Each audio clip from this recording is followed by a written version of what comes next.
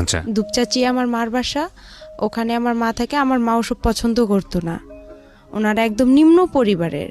বাবা খুব নিম্ন হ্যাঁ, পরিবারের ছিল। বাবা খুব নিম্ন পরিবারের ছিল, অশিক্ষিত ছিল, সে কিছু বুঝতো না, আর সে কোনো কর্মও পারতো না।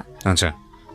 তারপরে যাই হোক এভাবে মানে মা বাবা আমার যাই হোক সংসার হতো। শুধু একটা কারণে আমার মা আমাকে নিয়ে নাকি আমি জানি, দাদি বলছে যে মা আমাকে নিয়ে ঘুমাইছে, আমার বাবা অনেক রাতে আসছে, আসার পরে আমার মা অনেক ঘুমন্ত ছিল, বাবা দরজা লক করছে, মা খুলতে পারেনি এই জন্য বাবা একটা খারাপ ভাষা করে গালাগালি করছে মাকে। মা বলছে না আমি আর তোমার সংসারই করব না, চলে যাব। পরে মা চলে গেছে, আর আসতেছে না। পরে আমার দাদি ফুপু সবাই চেষ্টা করছে যে তাকে নিয়ে আসার জন্য। আমার মা বলছে যে না, বগুড়ার মানুষ বলতেছে আমি ওর ভাত আর খাবোই না, আমার ও বাচ্চা দিলে দিবে, না দিলে না, আমি ওর সংসার করব না। এত একটা নিম্ন পরিবারের বাবার বাড়ি থেকে এত কিছু নিয়ে গেছি, তারপরেও আমার ওখানে জায়গা হচ্ছে না, বা ও আমার কথা শুনতেছে না, আমার প্রয়োজন নাই। তারপরে আমার বাবাকে একটা সুযোগ দেওয়া হয়েছিল যে আপনি ঘরটা ঠিক করেন, আমি আমার মার বাসা থেকে বাচ্চাকে নিয়ে বেড়ায় এসে। তারপর আমার মা বলছে যে তুমি ঘরটা ঠিক করে আমাকে নিতে আইসো। পরে আমার বাবা কি করছে, সে ঘর ঠিক না করে আমার মাকে নিতে গেছে। পরে যাওয়ার পরে যাই হোক আমার মা পরে আসছে, আয়সা দেখে যে ঘর ঠিক হয়নি, না হওয়ার কারণে পরে মা বলতেছে আমি আর থাকবো না, চলে যাব। পরে আমার মা আমাকে নিয়ে চলে গেছে। আবার যাওয়ার পরে এক সপ্তাহ পর আমার নানি বাসা থেকে মাকে পাঠানো হয়েছে নাকি আমার দাদার বাসায়।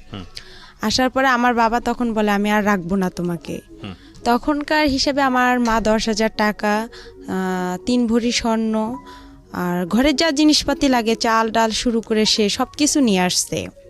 তারপর আমার বাবা ওগুলো কিচ্ছুই তাকে দেয়নি। মানে মা যখন আর কি চলে গেছে, যাওয়ার পর মাকে তো দেয়নি, না দেওয়ার কারণে বাবা তো ছোট বাচ্চা, আমি অনেক জিদ করতাম, অনেক খাইতে চাইতাম। একটা মেয়ে তো মানে 4 বছর বয়স, তখন তো তার মার আদরটা সবচেয়ে বেশি প্রয়োজন হয়, বাট আমি তো সেটা পাইনি। বাট না পাওয়ার কারণে দেখা যায় আমি বাবার কাছে সে জিদটা করছি। আমার ফুপি ছিল, দাদি ছিল, আমার দাদি অন্ধ, আমার দাদি অন্ধ, আমার বাবার কারণেই অন্ধ হয়ে গেছে। আমার ফুপি রিলেশন করতো, রিলেশন করার জন্য আমার বাবাটা পছন্দ করতো না, আমার মা থাকাতে আমার ফুপি রিলেশন করতো। আর আমার মা যেহেতু ননদ আর ভাইয়ের বউ, মানে সব ফ্রিভাবে বলতো আমার মাকে, তো ফুপি এসব করতো। আমার বাবা এসব শুনছিল, শোনার পরে দাদি বাতাস উঠছে অনেক, দাদিকে জুতা দিয়ে, বালু ছিল বাসায় অনেকগুলো, পরে আর কি বাবা হচ্ছে জুতা দিয়ে দাদিকে মারতে গেছে, মারতে গিয়ে জুতার বালুগুলো দাদির চোখে গেছিলো। তারপরে আর কি বাবা অনেক মারধর করতো, মানে অনেক জিদ করতাম, অনেক কিছু, কিন্তু দাদি ফুপু আমাকে কেউ মানুষ করেনি। সবারই পরিবার ছোট ছিল, আবার এতটা তারা অর্থ ছিল না, সবাই দিন মজুর করতো, কে আমাকে আর দেখবে, আমি তো ছোট বাচ্চা, এত কেয়ার দিয়ে তো রাখার মতো সময় নেই তাদের। পরে বাবার কাছে জিদ করতাম, বাবা মানে এই জন্য মারতো বেশি করে আমাকে। কুয়া আছে গ্রামের যে কুয়া, আমার বাবা আমাকে কুয়াতেও ফেলে দিছিল, শুকনা কুয়া। পরে আমার মেজো ফুপুর ছেলে আমাকে উঠাইছে ওই কুয়া থেকে, দুধের জন্য অনেক কান্না করছিলাম। আর আমার বাবা তখন থানাতে, আমাদের ভ্যান্না পীরগঞ্জ বলে বড় দরগা, ওখানে থানাতে আমার আব্বা ওখানে বাবুর্চি হিসাবে কাজ করছিল। ওখানকার দারোগার ওয়াইফের বাচ্চা ছিল না, উনি আমাকে চাইছিল, আমার বাবা বলছে না দিবে না, কিন্তু সে সারাদিন সকালে যায়, রাতে থাকে, থাকার পরে আসতো, মানে তারপর আমাকে সে এতটা ভালোবাসতো না। তারপর আমার মার কাছে খবরটা চলে যায়, যার পর আমার মা বলে যে ওকে দিয়ে যাও রেবাকে আমার কাছে। তো আমার বাবা বলতেছে না, জীবন গেলেও দিব না। আর আমার আব্বু একটু বেশি থানা পুলিশ সে একটু ইয়া করতো, আমার মারা আবার একটু ভয় করতো যে একটা মান সম্মানের ব্যাপার আছে, থানা পুলিশের, আচ্ছা ওর মেয়েকে ওই নিয়ে থাক। এভাবেই আমার মার সাথে আমার বাবার এখানেই সামর্থ্য হয়ে গেল। হওয়ার পরে আমি আর মানে তখন আমার দাদির কাছে ছিলাম। আমার রংপুরে আমার ছোট মার বাসা, ওখানে আমার আব্বু যে বাবুর্চির কাজ করতো, ওখানে যে আবার থানাতে আরেক লোক, উনি জানি কি কাজ করতো এটা জানি না, বাট উনি আবার বলছিল যে এখানে আমাদের রংপুরে এক মহিলা আছে, তুমি কি তাকে বিয়ে করবা? ওই মহিলার হচ্ছে আগে বিয়ে হয়ে গেছে, এরকম তুমি যে বিয়ে করতে চাও। তো আমার বাবা বলছে আমার একটা মেয়ে আছে, কিন্তু তাকে বলতে হবে যে আমার মেয়েটা আছে, এভাবে তাকে দেখতে হবে। তারপরে যাই হোক তারা বিয়ে করছে আমাকে। তারপরে দেখা যায় মানে হালকা আমি যে একটু বুঝি যে মা কীরকম, না এতটাও বুঝি না যে আমার ওটা সৎ মা বা এরকম। ওখানে গেলাম, আমরা ভাড়া বাড়িতে উঠলাম রংপুরে শহরের ভিতরে। ভাড়া বাড়িতে ওঠার পরে আমার আব্বা ওখানে আপনার প্রথমে কাঁচামালের ব্যবসা দিল। কাঁচামালের ব্যবসা দেওয়াতে আমার আব্বু অনেক লস খাইলো। লস খাওয়ার পরে সে মানুষকে অনেক বাকি টেকি দিয়ে আমার সৎমা বাবার বাড়ি থেকে জায়গা বিক্রি করে আনছে। তারা আবার একটু স্ট্যান্ডার্ড ফ্যামিলি, সে আবার পছন্দ করতো না যে সে একদম রিক্সা চালাক ভ্যান চালাক, এটা তার একটা মানে মান সম্মানের ব্যাপার ছিল, সে চাইতো না। সে জায়গা বিক্রি করে এনে তাকে ওটা যে সে দেখে সেটাতেও লস খাইলো। পরে তাকে কি করা হলো, রিক্সাতে দেওয়া হলো। রিক্সা চালায় আমার সৎমা আমাকে আবার এতটা ভালোবাসে না। মানে সে বলে যে সতীন নাই, সতীনের কোনো বাচ্চা কাচ্চাও ভালো লাগে না, আমি কি সতীনের সংসার করব? তখন এই আমাকে নিয়ে রেগুলার আমাদের ঝগড়া হয় আমার বাবা মার। মানে আমি আর কি, আমি তো কোনো কথা বলতে পারি না, তখন আমার টাইফয়েড নিউমোনিয়া। তারপরে এভাবে আর কি মানে সে আমাকে নিয়ে তাদের খুব আপনার সৎমার ঝামেলা করতো? হ্যাঁ, অনেক ঝামেলা করতো, অনেক মারধর হইতো। এভাবেই আর কি দিনগুলো চলে গেল। 2-3 বছর চলে গেল। যাওয়ার পরে আমার সৎ নানার বাসায় চলে আসলাম আমরা। চলে আসার পর ওখানে আমার মানে সবাই আর কি মানে গ্রাম অঞ্চলে ও এক কথা বলতো, ও এক কথা বলতো, মানে আমি বাট আমার মার সব কথা শুনতাম। আচ্ছা, যাতে আমি এতটুকু আমার মেধাতে ছিল যাতে সে আমাকে ভালোবাসে, আমি যাতে তার কাছে মার আদরটুকু আপনি কি ছোটবেলাতে বুঝতেন যে ইনি আমার সৎ মা, ইনি আমার আসল মা না?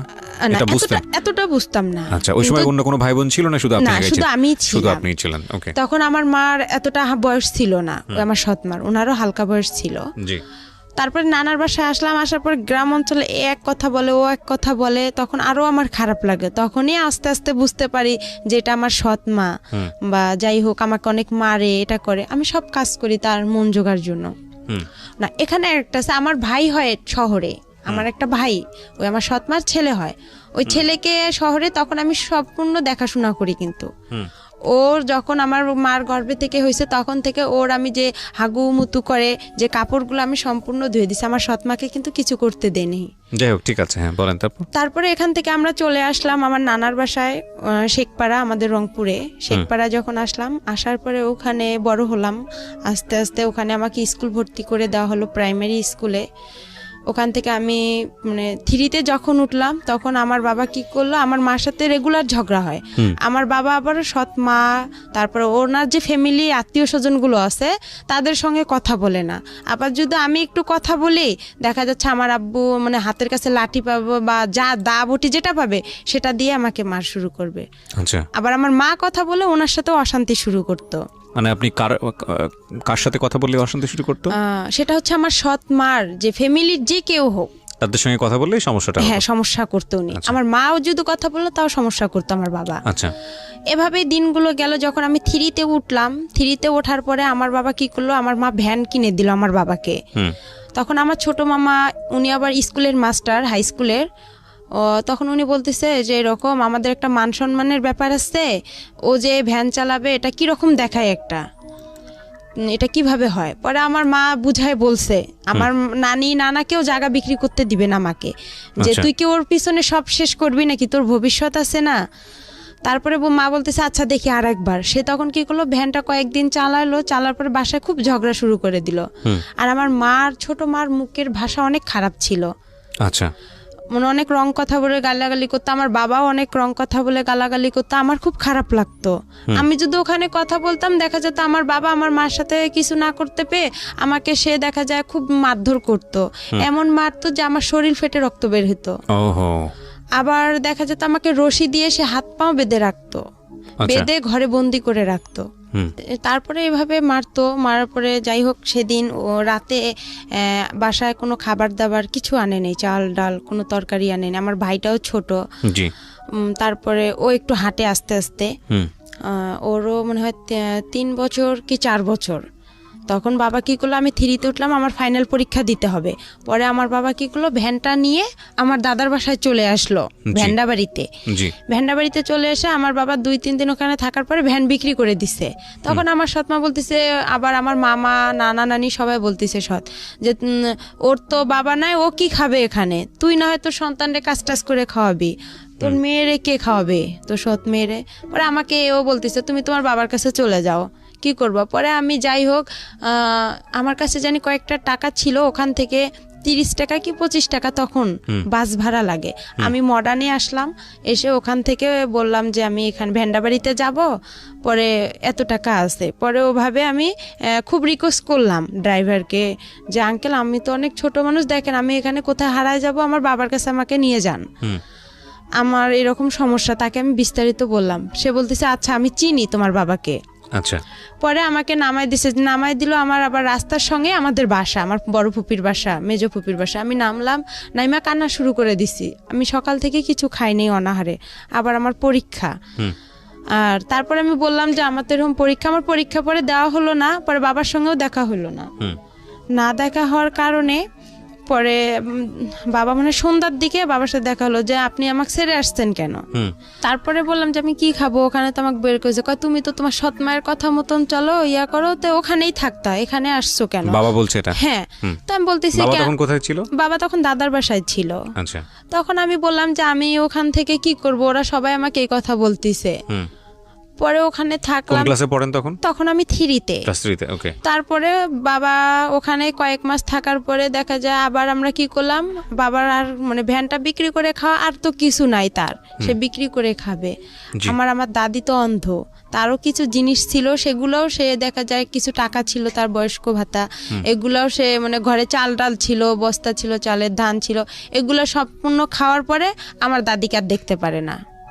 আমার দাদি কিন্তু অন্ধ। যাই হোক, এটা হওয়ার পরে বাবা কিছুদিন পর আমাকে নিয়ে আবার রংপুরে চলে গেল, শহরে লালবাগে কারমাইকেল কলেজের অপোজিট সাইডে, ওখানে আবার বাসা ভাড়া থাকে। ওখানে আমরা বড় একটা রুম নিলাম ছোট দেখে, আমার বাবা ওখানে রিক্সা নিল। পরে ওই আমার যে নানার বাড়ি, সৎ নানার বাসা, ওখান থেকে কিছু মামারা যাওয়া আসা করে, কাঁচামালের ব্যবসা আপনার সিও বাজারে, পৌর বাজারে তারা যায়, তাদেরকে আমি দেখি, বলে যে ওই যে রেবা, খালেদার মেয়ে, আমার সৎমার নাম ছিল খালেদা, বলে খালেদার মেয়ে। পরে এই কথা বলার পরে তা আমি বলতাম মামা আমরা তো এখানে আসছি, এরকম বিষয় দেখেন মা আর আব্বুকে আবার একসঙ্গে করা যায় নাকি। পরে আমি আবার অসুস্থ হইলাম। অসুস্থ হওয়ার পরে আমার বাবাকে বললাম যে আপনি কাউরে না কাউরে ধরেন, আবার ওখানে যাইতে হবে, আমার পরীক্ষা দিতে হবে। 1 মাস পরে কিন্তু আমরা আসছিলাম এখানে। পরে 1 মাস পরে আবার কি হলো, 1 মাস থাকলাম শহরে ভাড়া বাসায়, আমার আব্বা রিক্সা চালাইলো।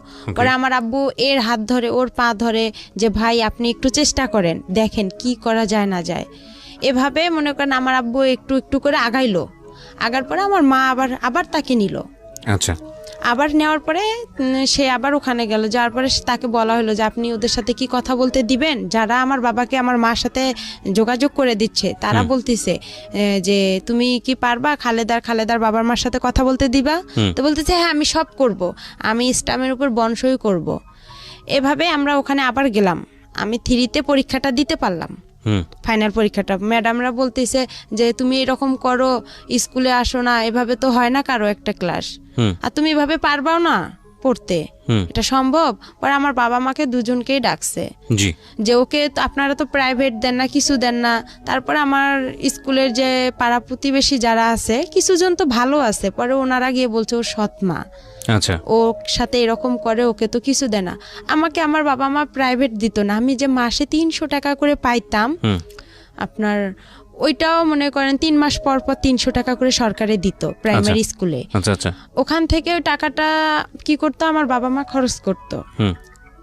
আবার দেখা যাচ্ছে ও অনেকে পায়, অনেকের মা কি করতো একটা জামা কিনে দিত, একটা নাকের ফুল কিনে দিত। আমারও খুব ইচ্ছা হইতো যে আমি একটা নাকের ফুল নিব বা একটা জামা নিব, মানে খুব কষ্ট লাগতো, কিন্তু আমি বলতাম না ভয়ে যে আমি যদি আবার এরকম করে আমাকে নিয়ে যদি আবার চলে যায়, আমার পড়াশোনাটা এখানে আবার মিস হয়ে যাবে, আমি তখন কি করব, মানে চিন্তা করতাম। এভাবে হইতে হইতে আমার বাবা 4-এ উঠে আবার এরকম শুরু করে দিল, আবার একটা ভ্যান কিনে দিল আমার মা লোন করে কিস্তিতে।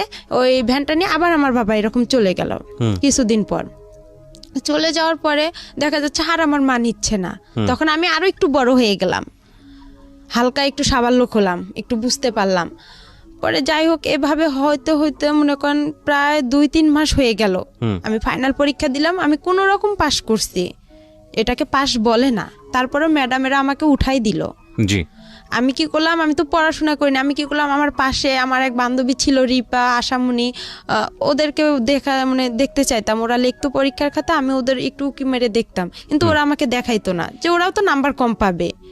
ওরা দেখাইতো না। আমি কি করে পরে এর কাছে যাই, একটু শূন্য স্থান টিক চিহ্ন ম্যাডামকে বলি যে ম্যাডাম দেখেন একটু আমাকে দেন, আমি তো পরীক্ষা এরকম পড়তে পারিনি, আর বাবাও তো নিয়ে গেছে আমাকে ওদিকে, আর আমাদের সংসারে এমনি অনেক ঝগড়াঝাটি, আমাকে ফোরে উঠতেই হবে।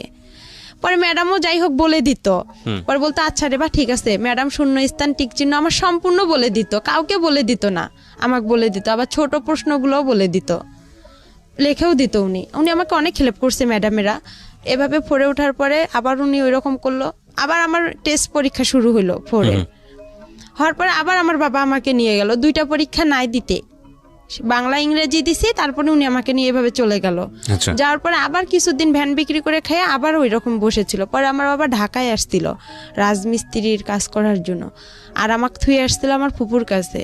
ওখানে আমার ফুপুর কাছে আমি থাকি, তাদের ওখানে খাবার নাই দাবার নাই, কেউ আমাকে ভালোবাসে না, বলে তোমার বাবা নাই মা নাই টাকা পয়সা নাই, আমরাই তো দিন মজুর করে খাই, তোমাকে কি খাওয়াবো। পরে যাই হোক আমি দেখা যায় ছোট মানুষ, এর ওখানে আমাকে ডাকে, ও বলে যে তুমি এটা কাজ করো তাহলে তোমাকে আমি খাইতে দিব। আমি যে যেটা বলতো তার সেটাই কথা শুনতাম, তখন আমি খাইতে পারতাম। আবার দেখা যায় আমার দাদি অন্ধ ছিল, রান্না করতে পাইতো না, কোনো ছেলে মেয়ে তাকে দেখতো না। দেখা যায় পাশের বাড়ি থেকে তার চাচাতো ভাইয়ের বউ আছে বা এরকম আত্মীয় স্বজন, তাদেরকে দেখা যায় খাবার দিয়ে যাইতো দাদিকে। ওই খাবার ওখান থেকে আমার দাদি আবার কি করতো, উনি একটু খাইতো, আমাকে ডাকতো রে ভাই, আমি আবার দৌড়ে এসে খেয়ে নিতাম। আচ্ছা, বুঝতাম না যে দাদি কতটুকু খাইলো না খাইলো, পেট ভরলো কি না ভরলো। পরে আমার বাবা ওখান থেকে আসার পরে আমার বাবার খুব অবস্থা খারাপ ছিল, সে অসুস্থ ছিল, তার পুরা শরীরে পক্স বের হয়েছিল, তার হাতে কোনো টাকা পয়সা নাই। তার মেজো বোনের কাছে থাকলাম, তারাও আমাদের খাইতে দেয় না। আর একদিন হঠাৎ বৃষ্টি আসছে, খুব জোরে বৃষ্টি, আর খুব মানে ঠান্ডা লাগতেছে, টিন দিয়ে মানে পানি পড়তেছে। আমার বাবার আমি শুই, কিন্তু আমার ফুপি আমাদেরকে খেতা বালিশ কোনো কিছুই দেয়নি, বলতেছে তোমরা যেরকম অভিনয় করো সেরকম এখন থাকো, এভাবে তোমার বেশি তেল বান্ধা গেছে, আমার বাবাকে বলতেছে। তা আমি বলছি ফুপু আমাকে অনেক ঠান্ডা লাগতেছে, দেন একটা খেতা দেন। তো বলতেছে না সে দেয়নি, ওভাবেই ছিলাম। থাকার পরে আমার বাবা 2 দিন পর আবার রংপুরে চলে গেল। রংপুরে যাওয়ার পরে আবার ওভাবেই সে এরে হাত ধরে, ওর পা ধরে ধরে আমার সৎমার কাছে গেল। আমার সৎমা তাকে আবার গ্রহণ করে নিল। নেওয়ার পরে আমি 5-এ সমাপনী পরীক্ষা দিলাম 2010-এ। দেওয়ার পরে কেউ পরীক্ষা দিতে দিবে না আমাকে, কয় ও পারবে না। আমার মা মানে প্রতিবেশী মামিরা ছিল যারা আমার স্কুলের ফ্রেন্ডগুলো, ওরাও বলতো যে না ও পরীক্ষা দিতে পারবে না। ম্যাডামও বলতো যে না রে বা তোমার আর সম্ভব না, কেন এটা সমাপনী পরীক্ষা, এখানে ফাজলামি করার জায়গা না, আর তুমি পারবা না, তোমার কোচিং নাই প্রাইভেট নাই কিছু নাই, তুমি কিচ্ছুই পারবা না। পরে আমি সবার কথা অমান্য করে আমি বলছি না আমি পরীক্ষা দিবই, আমি পাইলে পাবো না পাইলে নাই, এটা আমার কোনো দেখার বিষয় নাই। তারপরে আমার সৎমাও দিবে না। এখন আমার পরীক্ষাটা হচ্ছে আমার বাসা থেকে অনেক দূরে, এখন আমাকে সকালবেলা কে রেখে আসবে, রাখার লোকও নাই। পরে আমি মানে এতটা পড়তেও পারি না, গাইড নাই, কিভাবে পড়বো। যাই হোক একটু করে মানে যতটুকুই পড়ছি, আল্লাহ আমার পাশে ছিল বিধায় আমি মনে হয় পরীক্ষাটা দিতে পারছি, পাশও করছিলাম। কোন ক্লাসে? 5-এ। ক্লাস 5? হ্যাঁ 5-এ 2010-এ। পরে আমার একটা মামাতো ভাই আমাকে রেগুলার রেখে আসতো সকালবেলা, আর আসার সময় আমি হেঁটে আসতাম, বান্ধবীদের সাথে হেঁটে আসতাম, ওখানে একটা ছেলের সঙ্গেও আসতাম। ওই ছেলেটাকে আমার প্রথম 5-এ ওকে পছন্দ হয়েছিল, ওর নাম হেলাল ছিল, ওর বাসা আমাদের ওখানে পানবাড়িতে। ওকে খুব আমি পছন্দ করছিলাম, কিন্তু ও বুঝতো না যে আমি ওকে কতটা পছন্দ করি, আর আমিও বুঝতাম না যে প্রেম কি জিনিস, কিন্তু ভালো লাগতো ওকে। কোন ছেলেটাকে? এটা হেলাল, ওর নাম হচ্ছে হেলাল। আমাদের স্কুলের না, ও অন্য স্কুল থেকে আর কি পরীক্ষা দিতে গেছিলাম আমরা। আচ্ছা, ও একই ক্লাসে ছিল? হ্যাঁ একই ক্লাসে, সমাপনী পরীক্ষা দিতে গেছিলাম। ওকে। তখন তো অন্য স্কুল থেকে দেখা যায় যে একটা বোর্ডে আমরা সবাই পরীক্ষা দিছি। পরে ও আমাদের ক্লাসেই বসতো, আমার পাশে 2 জন ছেলে ছিল, আমি মাঝখানে ছিলাম। পরে ওদের দেখছি, আমি নিজেও কিছু বাসায় পড়ছিলাম, ওগুলা দেখে আমি পরীক্ষা দিছিলাম। পরে ওই ছেলেটাকে খুব পছন্দ হয়েছিল, মনে হয় ওর সাইকেলে আমি একদিন আসছিলাম, আর বাকি দিনগুলো আমি হেঁটে হেঁটেই আসছি। আর তখন খুব কষ্ট লাগতো, আর আমি মানে অনেক কিছু খাইতে ইচ্ছা করছিল, যে পরীক্ষা দিতে আসছি আমি কিছু খাই, বা অনেকে তো খাইতেছে, আমার সেরকম টাকা ছিল না। বাবা চুরি করে আমাকে যে টাকাটা দিছিল আমি ওই টাকাটা খাইতাম না, যে টাকাটা আমি জমায় হয়। আমার আবার একটু চুল বড় ছিল, আর আমি সাজগোজ খুব পছন্দ করি। আর আগে আমি একটু চাইতাম যে আমি মানে একটা লং জামা পরবো না, একটু শর্ট জামা পরবো, একটু ভালো জামা পরবো, কম দামি পরবো না, ভালো পরবো, টাকা একটু বেশি লোক, টাকাগুলো জড়ায় জড়ায় দেখা যেত আমি একটু মেরিল কিনতাম বা একটা টিপের পাতা কিনতাম বা একটা চুড়ি কিনতাম, এরকম কিছু কিনতাম, একটু শ্যাম্পু কিনতাম। এভাবে আমি টাকাগুলো খরচ করতাম না, জড়ায় জড়ায় রেখে দিতাম আমার কাছে।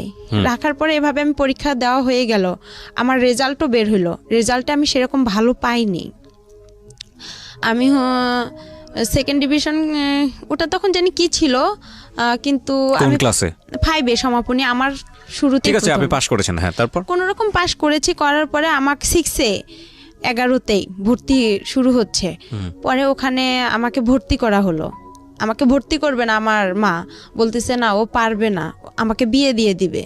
আমার বিয়ের জন্য ছেলে খুঁজতেছে অনেক, এরা বিয়ের জন্য ছেলে খুঁজতেছে। এক ছেলে, ও হচ্ছে, এটা বলবো কি না বলবো এটা অনেক খারাপ কথা, আমি চাচ্ছি না যে এই কথাটা না চলে বলার দরকার নেই, এটা আপনি বলার। বোঝান আপনাদেরকে কি হয়েছে। হ্যাঁ, এই ছেলেটা একটা দুর্ঘটনা ঘটাইছে, ঘটার পর ওই ছেলেকে দিয়ে আমার বিয়ের কথা বলতেছে আমার মা। ছেলে আপনার গ্রাম অঞ্চলে টলি চালায়, পাওয়ার টলি, জমি চাষ করে। ওই ছেলে, হ্যাঁ টলার, ওই ছেলেকে দিয়ে আমার বিয়ে দিবে। তা আমি বলতেছি ওই ছেলে একটা এত বড় দুর্ঘটনা ঘটাইছে, ওকে আমি বিয়ে করব না। আমি আর কি মনে মনে এটা ভাবতেছি যে না, আমি কখনোই ছেলেকে বিয়ে করব না। আমার বাবাও রাজি না, যে আমার মেয়ে এখনো সাবালক হয়নি আর আমি বিয়ে এখনই দিব না। আমি যখন ক্লাস 5-এ পড়ি তখনও, বাট আমি জামা সেভাবে পরি না, সেভাবে প্যানও পরি না, খোলামেলায় আমি ছোট মানুষ, ছোট বাচ্চা, হ্যাঁ। এত বুঝতাম না যে আমি এখনো বড় হইছি, আমি ভাবতাম যে আমি এখনো ছোট আছি। কিন্তু আমার মার কাছে আমি খুব বড় ছিলাম, সে আমাকে খুব দ্রুত বিয়ে দিতে পারলে হয়তোবা সে বেঁচে যাইতো, এটা ভাবছিল। কিন্তু সে আমাকে অনেক জিদ করে বিয়েটার কথা বলছিল। আমি পরে আমার বাবা বলছে না, আমিও বলছি যে না, আমি বিয়ে করব না এখন। আমি ইউসেপ টেকনিক্যাল আমাদের ওখানে শুরু হয়েছে, ওখানে আমি ভর্তি হব। আচ্ছা, টেকনিক্যালি আপনি কি করবেন? টেকনিক্যালে ওখানে হচ্ছে আপনার ট্রেড অনুযায়ী কাজ শেখাচ্ছে। আপনি কাজ শিখবেন ওখানে? হ্যাঁ, লেখাপড়া বাদ দিয়ে আপনি কাজ শিখবেন? হ্যাঁ, 6-এ আমি ভর্তি হলাম। 6-এ ভর্তি হওয়ার পরে আমার ওই মার যে ছোট ভাই, উনি আবার হাই স্কুলের মাস্টার গণিতের। পরে ওখানে আমার সব মানে ফ্রি করা হলো না, একটা হাফ ফ্রি ফুল ফ্রি আমার উপবৃত্তিও ওখানে দেওয়া হলো। দেওয়ার পরে আবার 6-এ পড়ার সময় আবার আমার বাবা পাগলামি শুরু করে দিল, ওই আগেরটাই। আবার উনি চলে গেল, যাওয়ার পরে আমি আর চলে গেলাম না, আমিও থাকলাম। থাকার পরে দেখা যায় আমার বাবা আসতেইছে না আর। তখন আমার মা আবার ভ্যানটা দেয়নি, ভ্যান বাসায় ছিল। পরে আবার বাবা চলে গেল, পরে আমিও আবার 2-3 দিন এখানে থাকার পরে, রংপুরে থাকার পরে, নানার বাসায় থাকার পরে আমিও চলে গেলাম দাদার বাসায়। যাওয়ার পরে আবার বাবাকে নিয়ে আসলাম, নিয়ে আসার পরে আবার আমরা ভাড়া বাড়িতে উঠলাম। ওখানে আমার মিস গেল, যাওয়ার পরে আবার আমরা ভাড়া বাড়িতে উঠলাম। ওঠার পরে আবার ওখানে আমার বাবা আবার রিক্সা নিল। ওভাবে আমাদের মনে করেন 2-3 মাস চলে গেল। যাওয়ার পরে আমার বাবা কি করলো, আমার এক মামাকে আবার ধরলো যে আমি বাসায় যাব, আবার আপনি কি করবেন? পরে আমিও ভাবতেছি যে একটা মান সম্মানের ব্যাপার, আমি তো এখন আস্তে আস্তে বড় হইতেছি, কি করব, মানে খুব খারাপ লাগতেছিল। আর একদিন খাইতে পারতাম, একদিন খাইতে পারতাম না, আর আমি রান্না করতে পারতাম না। মানে ভাড়া বাড়িতে ছিলাম, সবাই তো সবার কেয়ার করে না। পরে যাই হোক, এভাবে দিনগুলো গেল। যাওয়ার পরে ভাত রান্না করতাম, আপনার মাটির যে পাত্র আছে ওটাতেও তরকারি রান্না করতাম, ওটাতেও ভাত রান্না করতাম। কিন্তু গ্যাস ছিল না, আমাদের রংপুরে এখনো গ্যাস হয়নি। আচ্ছা, তো তখন আবার কি ছিল, একগুলো লম্বা লম্বা কাঠ ছিল, ওগুলো গোল করে কেটতে হয়, কাইটটা আবার আপনার কেরোসিন তেল দিয়ে ধরাইতে হয়। আমি খুব কষ্ট করে ধরাইতাম। আর একদিন রান্না করতে গেছি মাটির পাতিলে মুরগির গোস্ত, পরে দেখি মাটির পাতিল ভেঙে সব পড়ে গেছে চুলার নিচে। ওগুলো আপনি কি রান্না করেন নিজের জন্য খাওয়ার জন্য? হ্যাঁ, নিজে, বাবার জন্য আর আমার জন্য খাবার। এখন হোটেল থেকে খাবার খাওয়া তো আর পোষাইতো না। বাবা যে ইনকাম করতো সেই ইনকামে দেখা যায় রিস্কার যে আপনার যে ভাড়াটা ওখানে মানে ইনকাম করে নাকি রাতে আবার একটা জমা দিতে হয়, সে জমাটা যদি এখন দেয় তাহলে আমাদের আর খাবারের টাকা থাকতো না। আমার বাবা যে এদিকে যাওয়ার জন্য এর কাছে যাইতো, ওর কাছে যাইতো, দেখা যায় সে সময় পাইতো না, যে ইনকামটা করতো জমাটাই দিতে পারতো না, তাহলে কিভাবে খাবো? একবেলা রান্না করতাম, 2 বেলা খাইতাম। সেদিন আবার ওগুলো পড়ে গেছে। আমার বাবার সঙ্গে থাকতেন থেকে ওই টেকনিক্যালি ওটা পড়াশোনা করতেন না, ওটা ওখানেই আপাতত বন্ধ থাকলো। ভর্তি হওয়ার কথা ছিল, কিন্তু এই যে বাবা মাঝখান থেকে চলে আসলো আর ওটা ভর্তি আমার বাবার সঙ্গে থাকতেন, বাবাকে রান্না করে খাওয়াতেন। হ্যাঁ, আর মা থাকতো হচ্ছে বাড়িতে। হ্যাঁ, মা থাকতো নানার বাসায়, আমার ভাইকে নিয়েই থাকতো। আপনি মার সঙ্গে থাকতে পারতেন না, কারণ সৎমা আপনার সঙ্গে খারাপ আচরণ করতো। সে চিন্তা করতো যে আমি ইনকাম করতে পারি না, ওকে খাওয়াবো কি? আমার আচ্ছা। তো ছেলে আছে, তাকে তো খাওয়াইতে হবে। ওকে, আপনার বাবা খরচ দিত না আপনার সৎ মাকে? না, সে খরচ দিত না, ও। টোটালি বন্ধ ছিল। ঠিক আছে, বলেন তারপর। তারপরে যাই হোক এভাবে আর কি আমি ওখানে পরে মুরগির মাংস পড়ে গেছে, আর অনেক শীত ছিল। আমার বা একটা চকি ছিল, ভাড়া বাসায় একটা চকি দিত বাড়িওয়ালারা। চকিতে খেতা বালিশ কোনো কিছুই ছিল না। পরে যে আমাদের রংপুরের অঞ্চলের ভাষায় বলে যে আপনার পল, যেটা খ্যার, ওই খ্যার কি করলো আমার বাবা কিনে আনলো, আয়নার নিচে বিছাই দিল। আর টিনের ঘর, অনেক বাতাস আসে, গাড়ি চলাচল করে রাস্তা দিয়ে, আর ওই বাতাসটা আসতো। আর আমার বাবার একটা লুঙ্গি আমি গায়ে দিয়েছিলাম, আর শীতে অনেক কাঁপছিলাম। আমার বাবা অনেক মানে হাত পা অনেক কোকড়া করে শুয়েছিল, আমিও ছিলাম। আমার বাবা আলাদা থাকতো, আমি নিচে থাকতাম। আর মাটি থেকে যে একটা ঠান্ডা ভাবটা ওটাও আসতো, ঠান্ডাতে খুব কষ্ট হইতো আমার থাকতে। পরে মুরগির ওটা পড়ে গেছিল, যাওয়ার পরে বাবা অনেক মারধর করছিল আমারে, বলতেছে এত কষ্ট করে আনছি সেটা ফালাই দিলা। তা আমি বলি আমি তো পারি না, আমি কি করব। আমার মাকে আবার যা বলছে যে এরকম ওর মেয়ে হচ্ছে রাস্তায় কাগজ কুড়াচ্ছে, মিথ্যা কথা আর কি বলছে। হ্যাঁ, সৎমাকে বলছে। পরে আমার বাবা আবার কি করছে, এই কথা শুনতে পারছে, শুনতে পাইরা আবার বলতেছে যে তুই কি কাগজ কুড়াইছিস? তা আমি বলতেছি না, আমি এসব জানি না। কয় শেখপাড়া থেকে খবর আসছে আমার কানে। তা আমি বলছি আমি বলতে পারি না। পরে এমনও খবর গেছে, আপনি কি কাগজ করে কুড়িয়েছিলেন? না, কিন্তু আমার মার কানেই খবরগুলো দিয়ে দিছে, যে মামারা আমাকে দেখছিল বা ভাই প্রতিবেশী যারা দেখছিল তারা আর কি এই ধরনের কথাগুলো আমার মাকে গিয়ে বলছে যে আমাকে নাকি ভূত ধরছে, আমি পাগল হয়েছি, এরকম। কিন্তু আমি অসুস্থ হয়েছিলাম, এটা একটা মিথ্যা কথা বলছিল আমার বাবা, যে আমার মেয়ে একটু খুবই অসুস্থ আর মাকে দেখার জন্য অনেক পাগল হয়ে গেছে। পরে আবার কি করলাম, এভাবেই গেলাম। আবার আমার বাবা কি করলো, মামা মামির হাত পা ধরলো, প্রতিবেশী মামা মামির হাত পা ধরে আবার আমার মার সাথে মোবাইলে কথা হয়। আমার মা আমার হচ্ছে মামিদের মোবাইল থেকে আমার বাবার সাথে কথা বলে, আমিও কথা বলি যে আমাদেরকে নিয়ে যান, আমাদের এখানে খুব কষ্ট হইতেছে। আর এরকম সৎ মাকে? হ্যাঁ। তো আপনি আসল মার সঙ্গে যোগাযোগ করছিলেন না কেন? আসল মার সঙ্গে যোগাযোগ করছিলাম, বাট আমার ওই সময়টাতে যোগাযোগ করেছিলেন? না না, কেন করেননি? করিনি, আমি তো তার বাসা চিনি না। বাবাকে বলেননি কখনো যে বাবা আমাকে আসল মা? তার কথা বললে বাবা অনেক মারধর করতো। ঠিক আছে, ওকে, পয়েন্ট। তারপরে এভাবেই হচ্ছে আবার গেলাম, ওখানে যাওয়ার পরে বিচার সালিশ বসলো। আমার বাবা আবার আমাকে শিখাই দিছিল যে তুমি ভূতের অভিনয় করবা। পরে আমি আবার কি করলাম, যে আমার মাথা ভারী হয়ে গেছে, আমার খুব খারাপ লাগতেছে, হাত পা জ্বলাজ্বলি করতেছে। মানে আমাকে বলতেছে যে তুমি এরকম করলে তোমার মা তোমাকে ওখানে রাখবে, আমাকেও রাখবে। আচ্ছা। পরে আর কি যাই হোক আমি বলতেছি আমার হাত পা, আমাকে যেভাবে আর কি আমার বাবা বলছিল যে তুমি এভাবে বলবা যে আমার মাথা ঘুরাইতেছে, আমার খারাপ লাগতেছে, তখন আমি এভাবেই বলছি। বলার পরে আমার কি করলো, আমার মামা বলতেছে তাহলে ডক্টর ডাকি, নাহলে ওই যে আমার আবার সৎ না, উনি আবার কবিরাজ ছিল, বলতেছে ওনাকে ডাকি। পরে উনি যাই হোক ডাইকা গা ঝাইরা দিছে। আমি আর পাইতেছি না যে আমি আর কি বলবো না, আর এসব করাটাও ঠিক না, আমি মনে মনে চিন্তা করতেছি। পরে আমি পানি টানি খেয়ে একদম ফুল রেস্ট নিলাম। পরে দেখতেছি ওরা সবাই মিলে যাই হোক আমার মা আর বাবাকে একসঙ্গে করে দিল। দেওয়ার পরে ওখানে থাকার পরে 2-1 মাস হয়ে গেল। হওয়ার পরে আবার আমি 6-এ ক্লাস করতেছিলাম। তখন আমার ছোট মা বলতেছে যে এরকম করাটা কি ঠিক? পরে আমার তো কোচিং নাই, 6-এ সবাই ভর্তি হয়ে আপনার গণিত, ইংলিশ সেকেন্ড পার্ট, এগুলোর বিজ্ঞান, এগুলোর কোচিং করে। তখন ওরা সবাই বলতেছে কিরে রে বা তুই মিঠু স্যারের কাছে ইংরেজি পড়বি? তখন আমি বাসায় এসে বললাম যে এরকম প্রাইভেট দিতে হবে, তো আমারে কোচিং করতে হবে, না হলে স্যারেরা অনেক বকাবকি করে। পরে আমার ছোট মামা, আলমগীর মামা, আমাদের ক্লাস নিল, প্রথম ক্লাস গণিত। সেদিন উনি অঙ্ক দিছে, আমি অঙ্ক পারিনি। না পারার কারণে আমার মামা আমাকে 2 হাতে মানে একটা বড় বাঁশের লাঠি দিয়ে আমার 2 হাতে মানে 6টা কি 5টা মারছে, অনেক জোরে জোরে। ক্লাস 6-এর ঘটনা? হ্যাঁ, ক্লাস 6-এর ঘটনা। কেন পারোনি? পরে আমি টেনশন, বাসায় আসলাম, আইসা খারাপ লাগলো যে আপন মামা হলে কি পারতো সে আমাকে মারতে? সে তো জানে যে আমাদের ফ্যামিলির অবস্থাটা কি, আর আমি তো কোচিং করতে পারবো না, আমার তো সেরকম সামর্থ্য নাই, আর আমি কোনো স্যারের কাছেও যা বলতে পারবো না।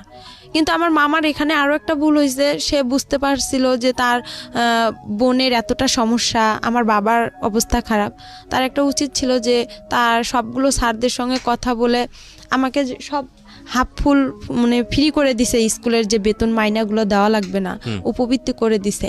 তার একটা উচিত ছিল যে একটা এরকম অসহায় মেয়ে সবাই থেকেও না থাকা, তাকে আমরা একটু যদি কোচিং দেই, সব স্যারেরা মিলে সবাই যদি একটু হেল্প করতাম, তাহলে আজকে হয়তো বা আমার জীবনটা আরও বেশি ভালো হতো।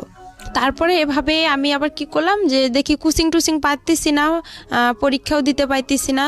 পরে আমি কি করলাম, ওই যে আপনার টেকনিক্যালে ভর্তি হওয়ার জন্য আমি বাসা থেকে মাকে চাপ দিলাম। আচ্ছা। পরে আমার কাছে কিছু টাকা ছিল, আমার দাদিও কিছু টাকা দিছিল, ওই দিয়ে আমি 2টা মুরগি কিনছিলাম বাসায়। মুরগি কেনার পরে আমার আবার যে বয়সটা, এই বয়সে আবার আমার জন্ম নিয়ন্ত্রণের কার্ড হবে না। জন্ম নিবন্ধন? হ্যাঁ, জন্ম নিবন্ধন, ওটা কার্ড হবে না। না হওয়ার কারণে এখন ওখানেও তো আমাকে ভর্তি নিবে না। ওখানে যে আপুগুলো পড়ছে ওদের সাথে আমি যোগাযোগ করছি যে আপু আমিও টেকনিক্যালে ভর্তি হব। পরে আমি গেলাম, আমাকে স্যারেরা বলতেছে তুমি অনেক ছোট, তোমার বয়স নাই, তোমাকে এখানে নেওয়া যাবে না। আর এখানে আমরা সাধারণত নেই 13 থেকে 14 বছরের মেয়েদেরকে, তোমার তো সে বয়সটা এখনো হয়নি, তুমি তো কথাই বলতে পারবে না। পরে আমি বললাম স্যার আপনারা তারপরে দেখেন না, এখানে তো গরিব অসহায় মেয়েদেরকে বেশিরভাগ নেওয়া হয়, যাদের পরিবার খারাপ। তারপর আমি বললাম যে আপনি আমার বাসায় যায়েন, যাওয়ার পরে দেখেন। পরে সেদিন গেলাম, নিল না আমাকে। তারপরে আবার আমি বাসায় আসলাম, আসার পরে মাকে বললাম যে আমাকে তো নিতেছে না। পরে আমার মামা, যে ছোট মামা গণিত মাস্টার, ওনার সঙ্গে আবার আমাদের হচ্ছে ওখানকার একজন ভালো ব্যক্তি, উনি খুব প্রভাবশালী লোক, ওনার সাথে আবার আমার মামার খুব ভালো একটা সম্পর্ক। পরে আমার মা কি করলো, ওনাকে বললো, ওনার দ্বারাই আবার কি করলো, ওনাকে বললো যে আমার ভাগ্নিটা এরকম টেকনিক্যালে ভর্তি হতে চাচ্ছে, ফ্যামিলি এরকম, একটু আপনি চেষ্টা করে দেখেন। উনি আবার হচ্ছে আমি যে প্রাইমারি স্কুলে পড়ছি ওই ম্যাডামের হাজবেন্ড। ও পরে এখন হচ্ছে আমার ম্যাডামও বলছে যে, ম্যাডামের বাসায় 2-3 দিন গেছিলাম, যাওয়ার পরে ম্যাডামকে বলছে যে আমার ম্যাডাম এরকম অবস্থা, আপনি তো সব কিছুই জানেন। ম্যাডামরাও সবাই জানতো যে আমার ফ্যামিলিটা এরকম। জানার পরে যাই হোক, ম্যাডাম কি করছে, আবার ওনার হাজব্যান্ডকে বলছে, রেবাকে দেখো একটু চেষ্টা করে টেকনিক্যালে ভর্তি করে দেওয়া যায় নাকি।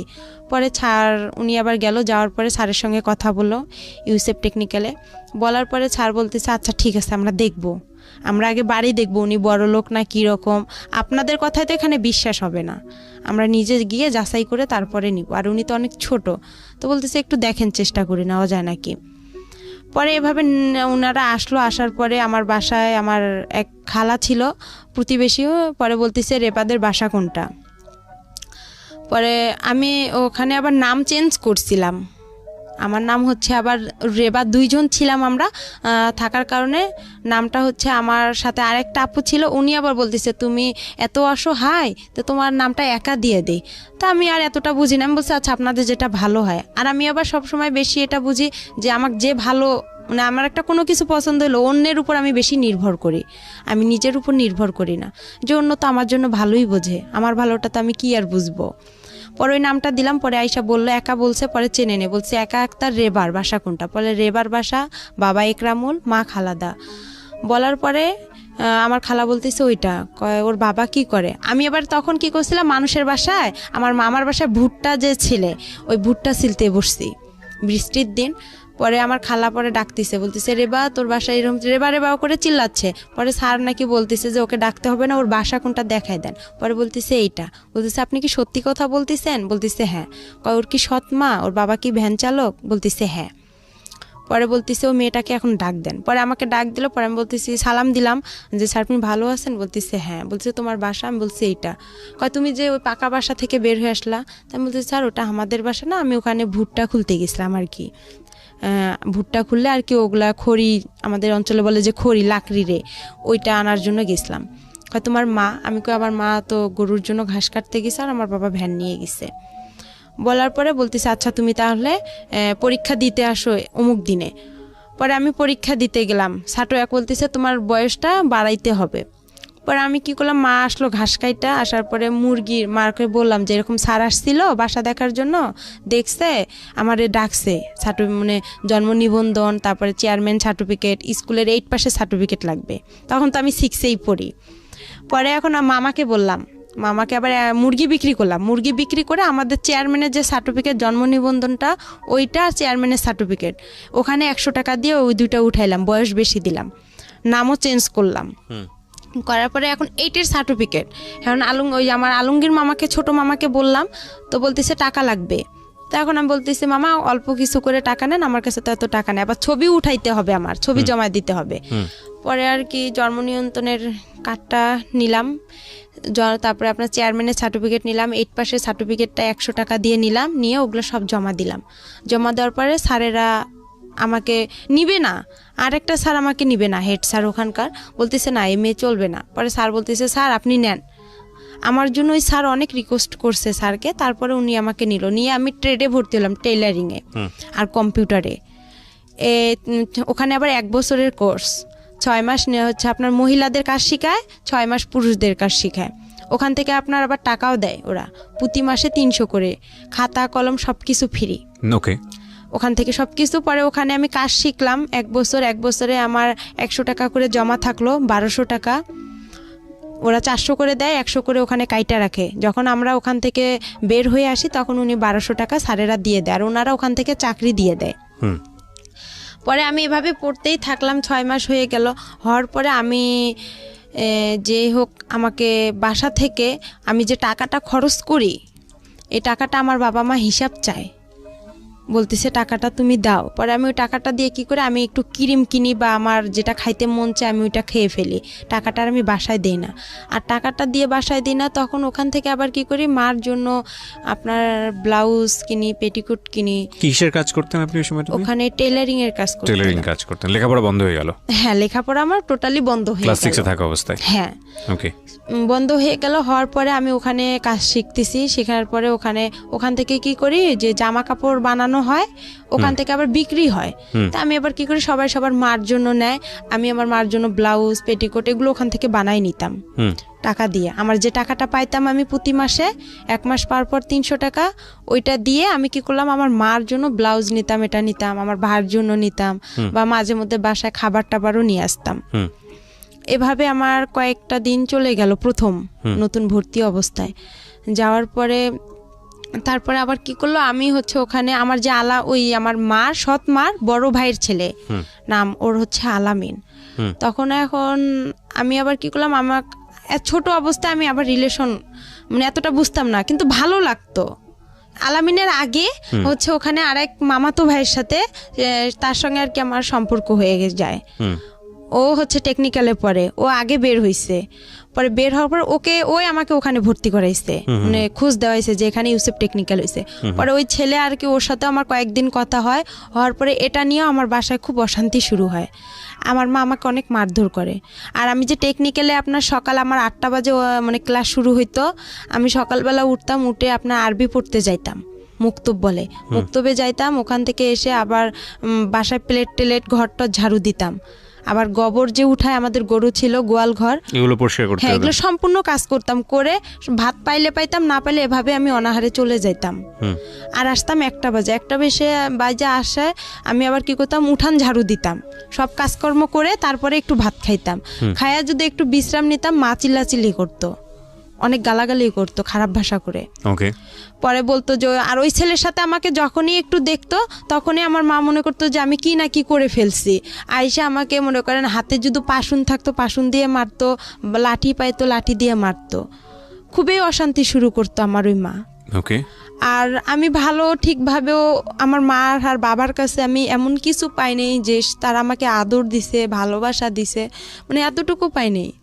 আমি যে মার যে মা, আমি ওনার কাছ থেকে সবসময় একটা জিনিস চাইতাম, যে উনি যখন ওনার সন্তানকে ভাত উঠায় খাওয়াইতো ভাইয়া, তখন আমার খুব ইচ্ছা করতো যে আমাকেও মা ভাত উঠায় খাওয়াবে। আমি তখন বলতাম যে আমারও একটু খাওয়ান। সে ঘৃণা করতো, আমার মুখ থেকে ভাতটা পড়বে বা তার ছেলেরে খাওয়াবে, সে চাইতো না। আর যখন ওই ছেলেটার সঙ্গে আমাকে দেখতো তখনই খুব মারধর করতো। আমার ওই ছেলেটার মাও আমাকে অনেক বকাবকি করতো। আর আমি পারতাম না, যে আমি আবার চিন্তা করতাম যে ছেলেটাকে বিয়ে করলে হয়তো বা, আমি এতটুকু বুঝতাম না যে ছেলেটার সাথে আমি কথা বললে হয়তো বা মান সম্মান শেষ হবে বা এগুলো কিছুই বুঝতাম না। কিন্তু হ্যাঁ, জাস্ট ভালো লাগতো, কিন্তু এরা কেউ বুঝতো না। এরাই এটা নিয়ে সবসময় বাড়াবাড়ি করতো। আর আমার মা বাবা কোথাও যাইতো, আমার ঘরে তালা মারিয়া যাইতো। আর আমি সব কাজ করছি সৎ মায়ের, আমার এমন কোনো ভুল ছিল না। সে আমাকে শাসন করছে ঠিক আছে, কিন্তু এরকম করে শাসনটা আসলে তার ঠিক হয়নি। সে আমাকে পারতো, বুঝাই বলতে পারতো, কিন্তু সে মারলে যে আমাকে মারধর করবে আর আমি বুঝবো, এটা কিন্তু ঠিক না। বন্ধ হওয়ার পরে আমি আমার ওখানে টেকনিক্যালে আমার 3 মাস হওয়ার পরে আমি কাজটা আমার রানিং হয়ে যায় ওখানে। ওকে। কাজ রানিং হওয়ার পরে আমার মামি বলতো যে এরকম, এক মামি বলতো যে তুই তো অনেক বড় হয়ে গেছিস। তখন একটা ফোন কিনলাম আমি চুরি করে। ওই আলামিনের বোন ছিল ফেন্সি, ও আবার অনার্সে পড়তো কারমাইকেলে। পড়ার পরে ওই আপুর সাথে আবার আমার বেশি একটু ভালো সম্পর্ক ছিল। ও কিছু করলে আমাকে এসে বলতো, কোথাও গেলে আমাকে নিয়ে যেত। মানে আমার খুবই ভালোবাসতো, আদর করতো ওই মামিরা, আলামিনের বাবা মা, ওর বোন। ওখানেই বেশিরভাগ খাওয়া দাওয়া হইতো। তারপরে এভাবে আমাকে ওই মামি আবার বলতেছে, ফোন কিনলাম, কেনার পরে ওই ফেন্সি আপুর সিমটা আমার কাছে ছিল। ওই সিমে আবার ছিল ওর আলামিনের নাম্বার। আচ্ছা। তখন আবার কি করলাম, ওর সঙ্গে আমি কথা বললাম। কথা বলার পরে 2-1 দিন কথা বললাম। বলার পরে আমার ওই মামি আবার বলতেছে যে তুই আলামিনের সাথে রিলেশন করতে পারিস, সম্পর্ক করতে পারিস। আলামিন দেখতে শুনতেও ভালো, ছেলেটা চাকরি করে কাজী ফার্মে। ও কিন্তু ওই ইউসেফ টেকনিক্যাল থেকে ওয়েল্ডিংয়ে কাজ শিখে ও কাজী ফার্মে গেছে তেঁতুলিয়ায়। তা আমার মামি এখন আমাকে বুদ্ধি দিতেছে যে তুই ওই ছেলেটার সাথে দেখ সম্পর্ক করতে পারিস নাকি, আলামিন ভালো, ও চাকরি করে, তুইও তো চাকরি করবি, তুইও তো ইউসেফে কাজ শিখতেছিস।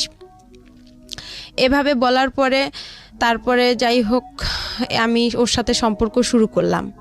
সম্পর্ক শুরু করার পরে কিছুদিন যাওয়ার পরে এখন আমার মা জানা গেছে যে আমার ফোন আছে, আর আলামিনের সাথে আমার খুবই কথা হয় ফোনে। আচ্ছা। কিন্তু ও আমার সাথে সম্পর্ক করতে চায় না। তারপরেও আমার কেন যেন ওকে আবার ভালো লেগে যায়। প্রথমে ওকে আমি দেখতে পাইতাম না, ওকে মানে খুব খারাপ লাগতো। আমি বলতাম যে তোর গা, ও যদি ছুটিতে আসতো ওদের বাসায় আমি যাইতাম, তো বলতাম যে তোর গা গন্ধ করে, তুই আমার কাছে আসবি না। আর ও আমাকে মারতো, দেখতে পারতো না। আর দেখতে পারতো না বিধায় আমার বাবা ওই যে আমাকে মারধর করতো। আর আমার বাবা কোনো কিছু হলেই থানা পুলিশ যাইতো। তো ওই আমাকে বলতো যে ওসি সাহেবের মেয়ে আসছে, দারোগা সাহেবের মেয়ে আসছে, আমাদের বাসা থেকে চলে যা, তুই এখান থেকে যাইতে বলছি, যা চলে যা, এরকম করতো। ওকেও আবার আমি দেখতে পারতাম না। কিন্তু হঠাৎ করে আমার ওর সাথে এভাবে হয়ে প্রেম একটা হয়ে যাবে আমি ভাবতে পারি না। যাই হোক ওর সাথে আমার এভাবে কথা চলতেইছে। তারপরে আমি ওখানে 1 বছর কাজটা কমপ্লিট করলাম। করার পরে ও আসলো চাকরি থেকে। আমি আবার চাকরিতে যাব, আপনার স্যারেরা চাকরিতে দিবে। আমার বাসা থেকে কেউ আমাকে চাকরিতে যাইতে দিবে না, আমার সৎমা যাইতে দিবে না, বিয়ে দিয়ে দিবে আমার। বলতেছে বাহিরে মানুষ যাওয়া ভালো না। ও এখানে আরেকটা কথা আছে, আমি যখন টেকনিক্যালে ভর্তি হইলাম ভাইয়া, তখন আমার যে মুরগি 2টা ছিল বলছিলাম, ওই মুরগি 2টা যে বিক্রি করে আমি মনে করেন এগুলো কাস্ট সার্টিফিকেট, জন্ম নিবন্ধন এগুলো জোগাড় করে যে দিলাম, তখন আমার ওই সৎ মামিরা বলছিল যে ও তো ওখানে গেলে একদম খারাপ মেয়ে হয়ে যাবে। ও যে খারাপ, গ্রামে কত ছেলের সাথে সম্পর্ক করে, আর ওখানে গেলে তো অনেক খারাপ হয়ে যাবে। তা আমি তাদেরকে বলছি যে আমি ওখানে গেলে কিছুই করব না, কেন আমি মনে মনে তো আলামিনের সঙ্গে কথা বলি। তখন আর আমি ওখানে কারোর সাথে সম্পর্ক করব। পরে আমার বাসা থেকে কিন্তু যাইতে দিবে না, টেকনিক্যালি কেউ ভর্তি হইতে দিবে না। আমার মাকে ও আইসা সবাই কানাকানি করে, আর আমার মা আমাকে অনেক মারধর করতো। পরে আমি স্যারদের হাত পা ধরছিলাম, এমন কি আমার স্যারের হেড স্যারের পা পর্যন্ত চিপে ধরছি, ধরে বলছি স্যার আপনি আমার বাসায় গিয়ে একটু বললে হয়তো বা আমার মা রাজি হবে। পরে যাই হোক স্যার এসে কিন্তু বলার কারণে আমার মা রাজি হয়েছিল। কিন্তু আমার মামিরা আমাকে গ্রামের কেউ বলেনি যে মেয়েটা ওখানে গেলে ভালো হবে বা মেয়েটা একটা কাজ শিখবে, নিজের পায়ে দাঁড়াইতে পারবে, আমাকে এই উৎসাহটা কেউ দেয়নি। তারপর ওখানে আমার কাজটা কমপ্লিট হওয়ার পরে আমাকে স্যারেরা চাকরি দিবে। আমার চাকরি করার জন্য আমার ফুপির বাসায় গেলাম, ছোট ফুপির বাসায়, আমার দাদার বাসায়। যায় ওদের কাছে আমার ফুপা আবার ইন্টার পাস, তা বললাম আপনি তো শিক্ষিত মানুষ, তো আপনি একটু কিছু ভালো মন্দ বুঝবেন। পরে ওনাকে ডাইকে আনলাম, ডাইকে আনার পরে উনি আসলো। আসার পরে স্যারদের সাথে কথা বললো যে আপনারা কোথায় চাকরি দিবেন, কি আসল বিষয়, মেয়ে মানুষ। তো পরে স্যারেরা বললো যে আমাদের অনেক মেয়ে আছে, শুধু ও না, আমাদের এই ব্যাচের অনেক মেয়ে যাবে। আচ্ছা। ও ভালো জানে, কেন ও তো এতদিন পড়ছে। আর আমাদের এটা এমন খারাপ কোনো প্রতিষ্ঠান না, এটা আমাদের একটা সংস্থান থেকে এটা হয়েছে, আপনি চাইলে যাচাই করতে পারেন। আর পরে এখন স্যার বলতেছে দেখেন ওর তো সৎমা, আমার সৎমাও কিন্তু ওই আমার টেকনিক্যালে গেছে। ওখানে যাওয়ার পরে যাই হোক পরে মাই কথাটা শুনতে পারছে। মা যখন শুনছে যে সৎমা বলছে আমার ফুপা যে ওর সৎমায় ওকে একটা ভালো কাজ দেন, আমার এই সৎমাই কথাটা শুনে আরও তার অবস্থা খারাপ হয়ে গেল। এভাবে আমি গাজীপুরে চাকরিতে আসলাম, গাজীপুরে নতুন বাজার, ওখানে আমি গার্মেন্টসে চাকরিতে আসলাম। আসার পরে আলামিনের সাথে আমার কথা হয়, কথা হওয়ার পরে এভাবেই আমার প্রায় অনেক বছর গার্মেন্টসে আমি 2 থেকে 3 মাস চাকরি করি। করার পরে আমার ভালো লাগে না, সব মেয়েরা পালায় পালায় চলে যাচ্ছে আমার সাথে যে মেয়েরা গেছে। আবার কিছু মেয়ে দেখতেছি আমার সাথে যারা ওখানে আছে তারা একটা মেয়ের দুর্ঘটনা ঘটছে, আমি ওই দুর্ঘটনা দেখে আরো বেশি ভয় পাইছি যে আমারও না কি হয়ে যায়। পরে আলামিনকে বললাম যে এরকম অবস্থা, তো কইতেছে তুই চলে আয়, গার্মেন্টসে ভালো মেয়েরা যায় নাকি। পরে আমি ওখানে ঈদে ছুটি পাইলাম, ছুটি পেয়ে আমি কী করলাম আমার যা জিনিসপত্র ছিল আমি সবগুলো নিয়ে চলে আসলাম। আসার পরে আবার আমি ইউসুফে গেলাম। ইউসুফে যাওয়ার পরে স্যারকে বললাম যে স্যার আমার তো ওখানে ভালো লাগতেছে না, আপনি আমাকে আবার একটা চাকরি দেন, আমি বাসায় কি করবো, নাহলে আমার বাসায় বিয়ে দিয়ে দিবে।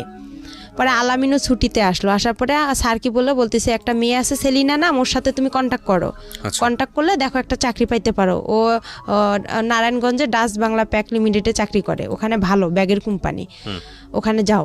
পরে ওই মেয়েটার সাথে আমি যোগাযোগ করলাম, করার পরে মেয়েটা আমাকে নিয়ে গেল, আমি বলতেছি আপু আমাকে নিয়ে যাও। পরে আমার বাবা কী করলো, ওই মেয়েটা আমি ও ফের আর একটা ওর বোনকে নিল, নেওয়ার পরে তিনজনে আমি চলে আসলাম নারায়ণগঞ্জে আসার পরে ওখানে আমার কয়েকটা দিন ডিউটি করলাম, এক সপ্তাহ ডে এক সপ্তাহ নাইট। ওখানেও আমার খুব কষ্ট লাগছিল, আমি ডিউটি করতে পাইতেছি না, হঠাৎ করে নাইট করব, খুব ক্লান্ত লাগতেছিল। বয়স কত আপনার যখন এই কাজগুলো করছেন?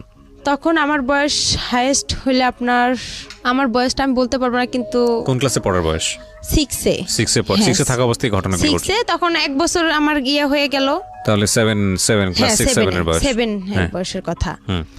তখন এইভাবে আর কি মনে করেন ওখানেও যে ডিউটি করলাম, করার পরে এখন আমার বাসা থেকে আমার ফোন গেল, যাওয়ার পরে আমি ফোন গেল আমার আলামিন ফোন দিল, দিয়ে বলতেছে তোর বাবা মা সারাসারি হয়ে গেছে। আচ্ছা, আমি শুনে অবাক হয়ে গেছি, আমি খুব ভেঙে পড়ছি। ভেঙে পড়ার পর আমাকে ওই সেলিনা আপু বলতেছে যে তোমার কি হয়েছে একা। তো আমি বলতেছি আপু এরকম বিষয়, আমি এখন কোথায় যাব। আমি তাকে সব পুরো ঘটনাগুলো বললাম, সেও কষ্ট পাইতেছে, বলছে আচ্ছা তুমি কোনো টেনশন করো না, আমার বাসা আছে, তুমি এখানে চাকরি করতে থাকো। পরে আমি এই টেনশনে আর চাকরি করতে পারি না। আর আলামিনের সঙ্গে আমি দিন রাত কথা বলি, রাতের 8টা বাজে যদি ওর সাথে আমি কথা ধরি, আপনার দেখা যায় যে আমি ভোর 6টা পর্যন্ত ওর সাথে কথা বলতাম। আর কিন্তু ডিউটিতে যাইতে পারতাম না, পালায় থাকতাম, আমি ডিউটি করতে পারতাম না। আবার ওই হোটেলের যে খাবার আমাদেরকে কোয়ার্টার দিছিল, মেসের আন্টিদের খাবার আমি খাইতে পারতাম না। বাহির থেকে যে খাবার কিনে আনবো, আয়না ঘরে রাখতাম, রান্না করতে পারতাম না, সিরিয়াল দেওয়া লাগতো। যাই হোক, এভাবে করে আমার ওখানে 1টা বছর চলে গেল, কিন্তু ওখানে আমি কারোর সঙ্গে রিলেশন করলাম না। আমাকে অনেক ছেলে প্রপোজ করলো যে তুমি বিয়ে করো, স্যারেরাও খুব হেল্প করছিল যে আমরাই তোমাকে বিয়ে দিব। পরে আমি বলছি না আমার বিয়ে হয়ে গেছে, মিথ্যা কথা বলছি যে আমার বিয়ে হয়ে গেছে এরকম। ওই ছেলে এখানে ও টেকনিক্যাল থেকে পাশ করে ওয়েল্ডিং থেকে আপনার কাজী ফার্মেও চাকরি করে, আমি সম্ভব না। পরে আমি এভাবে ডিউটি করতে পারি না। পরে আলামিনের সঙ্গে কিন্তু আমার চুপে চাপে দেখা হয়, ও আসে রংপুরে, আমিও রংপুরে যাই আমার বান্ধবীর বাসায়, ওখান থেকে ওর সঙ্গে দেখা হয়। এভাবে দেখা হওয়ার পরেই ওর সঙ্গে আমার প্রায় 2-3 বছর চলে গেল। 2-3 বছর চলে যাওয়ার পর ওকে আমি বললাম যে আমাকে বিয়ে করো। তো বলতেছে যে বয়স এই বয়সে আমাদের বিয়ে হবে না। তখন আমি বললাম যে এই বয়সে বিয়ে হবে না, তাহলে তোমার কি প্রেমের বয়স হয়েছে? প্রেম করতে বলছে হ্যাঁ আমার প্রেমের বয়স হয়েছে, আমার বিয়ের বয়স হয় নাই। তখন ওই মেসের আপুরা যারা বড় আপু ছিল সবাই আমাকে বলতেছে যে দেখো একা, তোমার ওই ছেলে তোমাকে কখনোই বিয়ে করবে না। তারপরে যাই হোক এভাবেই চলে গেল। পরে আমি আবার রংপুরে চলে আসলাম। ওই ছেলে আলামিন আমাকে মেসে থাকার জন্য টাকা দিল, আমি লালবাগে মেসে উঠলাম। ডাইরেক্ট রংপুর থেকে সেলিনা আপু, যে আপু আমাকে নারায়ণগঞ্জে নিয়ে গেছে, ওই আপুর বাসায় আসলাম। আসার পরে ওখান থেকে ওর খালা মেসের বুয়া ছিল, পরে ওই বুয়াকে বললো যে খালা দেখেন এই মেয়েটাকে মেসে উঠানো যায় নাকি, মেসের লোক আমাকে নিবে না, মালিক বলতেছে মেয়ে তো পড়াশোনা করে না, আর আমাদের এখানে যারা পড়াশোনা করে তার ভার্সিটির মেয়েরা এখানে হোস্টেলে থাকে, এইভাবে থাকবে, আর এর টাকা কে দিবে। পরে খালা আবার বলতেছে দেখেন ওই মেয়ের বিয়ে হয়ে গেছে, শ্বশুর বাসা থেকে মেনে নিচ্ছে না, আপনি দেখেন একটু। পরে যাই হোক উনি আমাকে উঠাইলো, উঠার পরে 2-3 মাস আমাকে আলামিন মেসের সিট ভাড়া দিল, আমার খাওয়া খরচ দিল। পাশে আবার ওখানে থাকতেই পাশের রুম লাবণী আপু আছে, লাবণী আপুর সাথে আমার খুব পরিচিত, উনি আবার রোকেয়া ভার্সিটিতে পড়ে। পরে আপুকে সব কথা বললাম। পরে আপু বলতেছে ওই ছেলে তোমাকে কখনোই বিয়ে করবে না, ও একটা ফালতু ছেলে, তুমি এসব বাদ দাও। পরে আমার কাছে একটা টাচ ফোন ছিল, ওই ফোনে ওর সাথে কথা হয়। পরে কিছুদিন ওর সাথে আমি কথা বন্ধ রাখি। ও আমাকে লাস্ট টাকা দিয়ে গেছে মেসের ভাড়া, দিয়েও আমার আর ফোন ধরে না। ওকে বলছিলাম যে তুমি আসো রাজবাড়িতে, আমি দেখা করব। আমার ভালো লাগতেছে না, আর একা একা থাকি, আরও খারাপ লাগে। সব আপুরা চলে যায়, আমি মেসে একাই থাকতাম ভাইয়া। পরে ওকে ডাকলাম, ও আসে না, ও ফোন বন্ধ করে রাখছে। পরে ওর খালাতো বোনের কথা বলে, দেখছো মরিয়ম অনেক ভালো, আমার ভাত উঠায় খাওয়ায়, এটা খাওয়ায় ওটা খাওয়ায় অনেক। পরে এইভাবেই ওর সাথে ওর বন্ধুকে বলা হয় সব কথা, যে ও এরকম করতেছে কেন, ও আমার সাথে কেউ আমাকে বিয়ে করবে কি করবে না। এর ভিতরে আমি কাজী অফিসেও গেছিলাম যে বিয়ের খরচ কত টাকা লাগবে বা কি বিষয়। তারপরে ও আমার ফোন বন্ধ করে রাখছিল, ওর সিমটা একদম বন্ধ করে রাখছিল বা চেঞ্জ করছিল। এরপরে ওর কথা হয় না। পরে লাবণী আপু কী করলো, ওখান থেকে আমাকে আরেকটা মেসে দিল। ওই মেসের সিট ভাড়া বেশি। পরে বলতেছে তুমি এই মেসের সিট ভাড়া কম আছে, ওখানে যা 2-1 মাস থাইকে পরে চাকরি একটা খুঁজা, যে কোনো একটা দেখা যায় পার্লারের কাজ পাইলে তোমার আর কোনো সমস্যা নাই। পরে ওই মেসে গেলাম, ওই মেসেও আর আমাকে নিচ্ছে না। বলতেছে তোমার বাসা কই কি কই। পরে আমি ঠিকানা দিলাম, আমার বাসা নীলফামারী, আমি মডেলে পড়ি। এই ঠিকানা অনুযায়ী আমি ওখানে থাকলাম।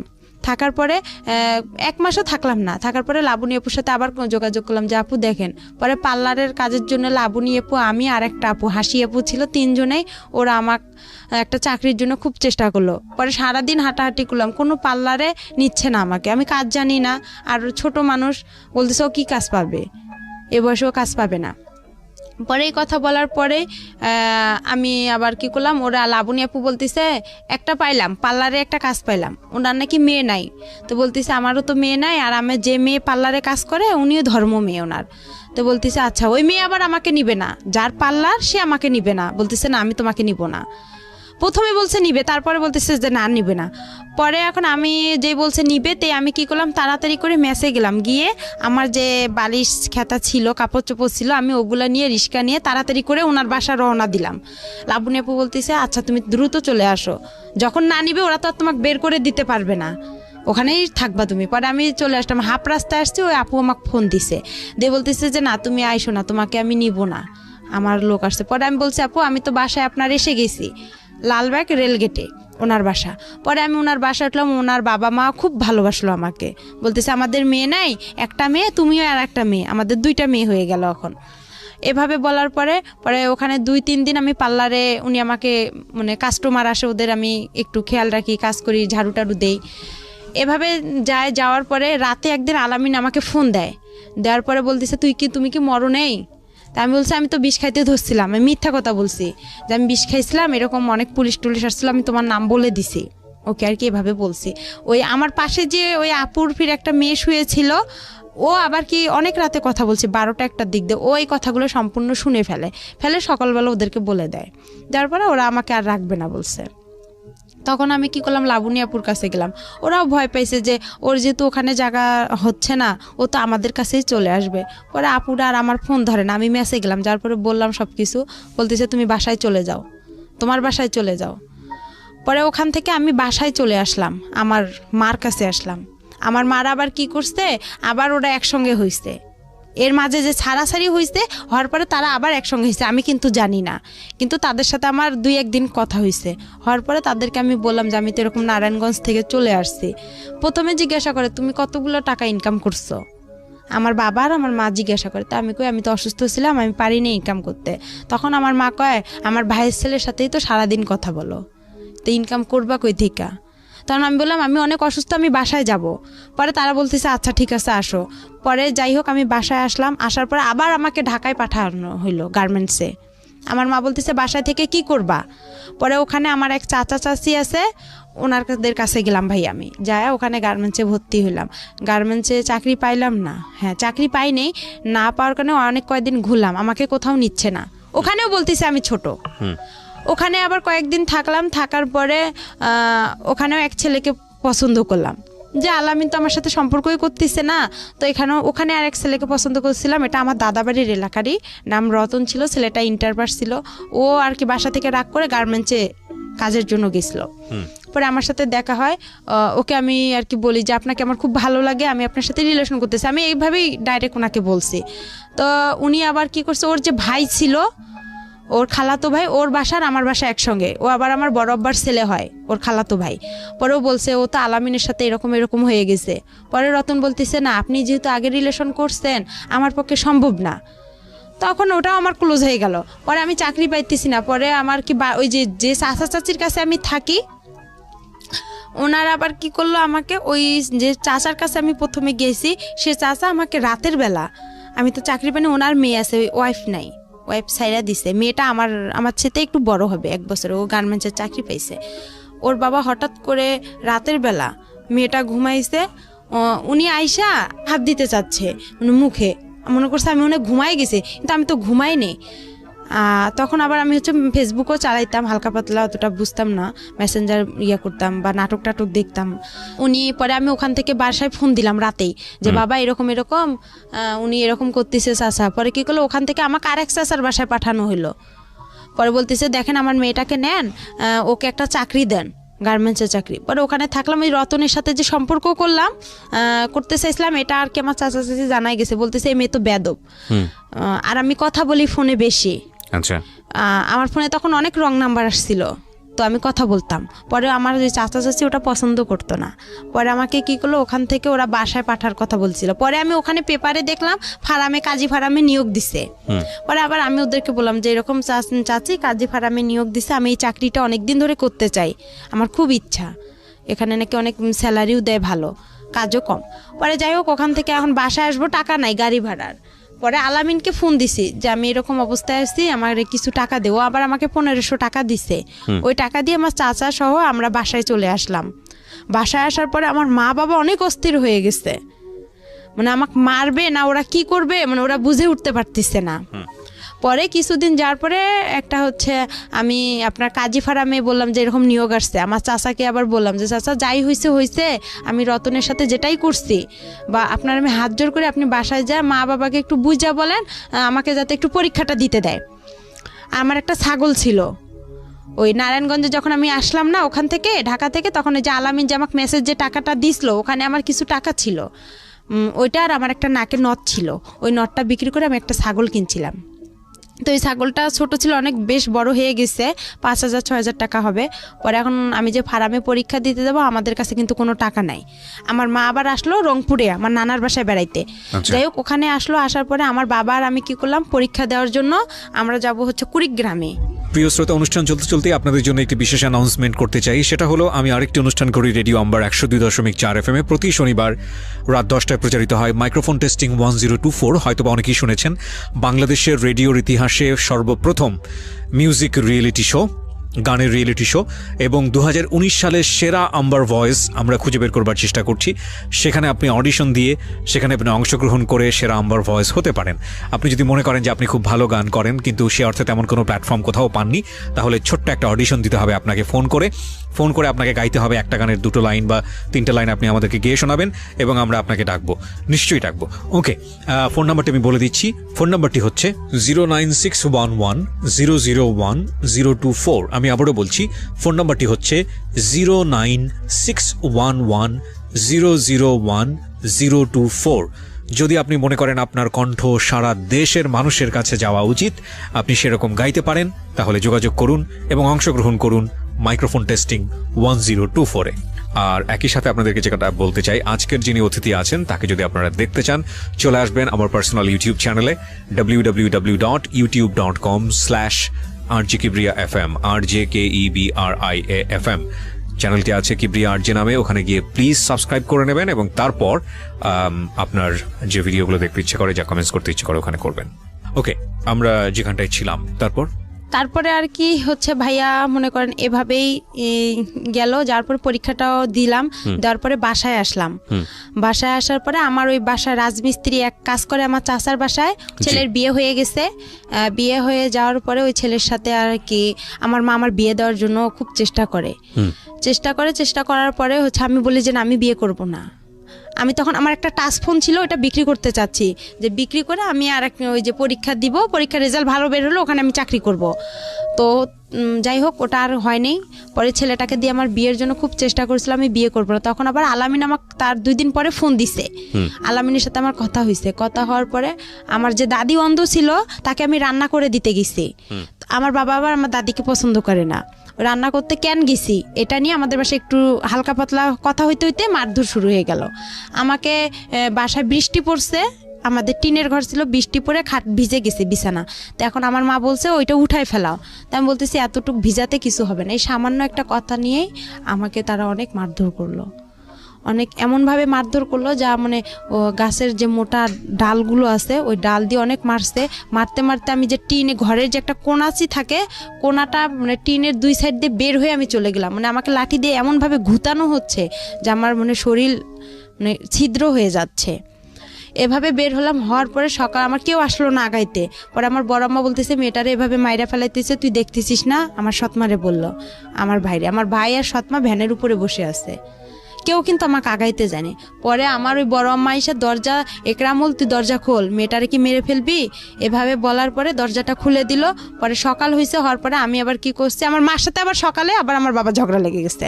লাগার পরে পরে আবার কি করছে আমার বাবা, বলতেছে তুই চলে যা। আমার মা চলে যাবে দাদার বাড়ি, নানার বাসায় ওনার ছেলেকে নিয়ে। তার আমি বলতেছি আমিও আমার মার কাছে চলে যাব, আমার নিজের মার কাছে চলে যাব, আমার মোবাইলটা নিয়ে দেন, আমি মোবাইলটা বিক্রি করলে আমার টাকা হবে, এই টাকা নিয়ে আমি চলে যাব।